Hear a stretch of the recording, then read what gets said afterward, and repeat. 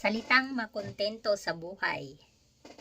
Alam nyo ba guys, ang makontento sa buhay, una, yung meron kayong pagkukuhanan ng makakain sa araw-araw na hindi nyo naiisipin kung saan kayo kukuha ng pambili nito.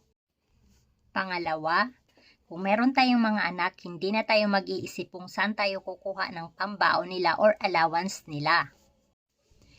Pangatlo, yung hindi na tayo mamomroblema kung saan tayo kukuha ng pang-tuition ng ating mga anak.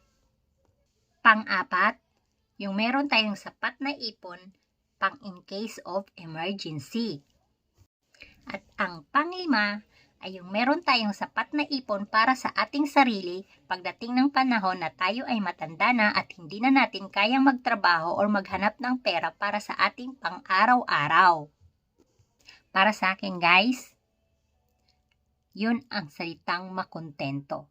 Makokontento lang tayo kapag meron na tayong sapat na ipon para sa future natin at sa pamilya natin. Hindi natin kailangan ng sobrang yaman, sapat lang para tayo'y mamuhay dito sa mundong ito.